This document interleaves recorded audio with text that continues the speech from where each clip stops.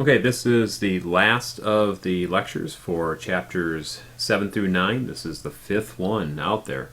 So this little slide here is just looking at the transition of a population. This would be our United States population, remember correctly. And looking at the baby boomers, initially we have a large bump at the bottom, and we can see as the years move on, 30 years at a time, how that bulge in the population has been moving its way further and further up. And actually it eventually can produce a bit of a strain on the total society, because all of these groups further down are having to provide resources in supporting this older population. And that's just an example of what can happen. So, just kind of going to that same point, is there a problem with declining populations or over a period of time? So, as you see, as the population becomes older, we have to put some resources into that older population. We have less of a base in which to support them. This is a little structure age diagram that kind of will show initially, if we look at the 1950s, somewhere in that range. As far as people under the age of 15, we have a rather large majority of those people, and over age of 60 and over 80 is much slower, or lower I should say. But as we progress and looking at about 2050, we can see that we're having a little bit of a bridge over here, and this is looking way out into the future, 100 some odd years from now. We see that we could have a larger potential problem on a world scale, not any country in particular. But if we take a look and say, okay, well, we have about 15% or so of our population under the age of 15 or so, but we have a really bulging population of people over the age of 60 and 80. Looking at comparatively to the numbers, that's 30% plus about 10%, 40% of a population over the age of 60 and roughly 15% under the age of 15. It's not balanced at all. So we have to look at this as far as how resources will be utilized based on the lower populations versus the older populations. Demographic transition. I'm not going to go through all of these, but we've gone through some of the slides and we can talk about them more in just a second here when we see it. But just knowing in stage one, this is historically where societies were slow growth rate, high death and high birth rates for both. More recently, in the last some 100 odd years or so, the death rates have fallen, but birth rates remain high.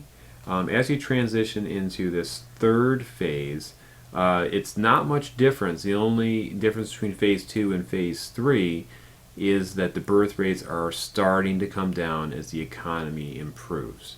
But ultimately, you still have a climbing population until you get somewhere into stage 4, where your population finally starts to stabilize. So we'll see that in this next graphic here in just a few minutes. We've already kind of mentioned some of these. This kind of puts a name to some of these stages in here.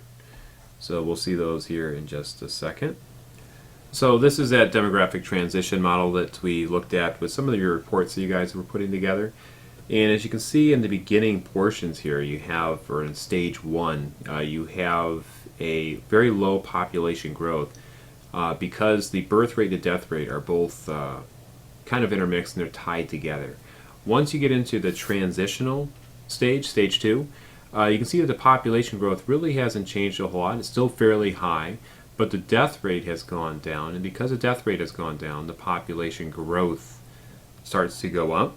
And I thought we could actually move stage 3 over a little bit. Because at this stage here, once we get the birth rate to begin to fall, with the death rate pretty much where it's going to remain, but once we get the birth rate to start to fall, that is where I would say we're still into that stage 3, or the beginning of stage 3. But notice the population is still climbing all the way up in here, and I think the reason they put the marker here is because it's starting to slow in stage 3. Once you move into stage 4, you can see the population is now beginning to start, the total population is now beginning to fall. And we get to a point where the birth rate is kind of staying steady, and then eventually will fall even lower. But the death rate stays constant in this section here. As we mentioned before, one of the best ways to get a population to reduce, the population growth rate to go down, is eliminating poverty. That's the first step, but probably the most powerful thing, I think, is just elevating the status of women, giving women an opportunity to do something besides raising children, allowing them free access, or access, I should say, to education, and just women's rights in general. Elevating the status of women is a huge, huge component to reducing population.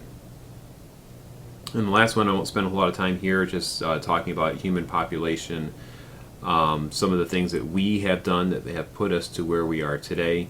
And if we wanted to make some corrections on a large scale, these are some of the things that we would have to take a look at.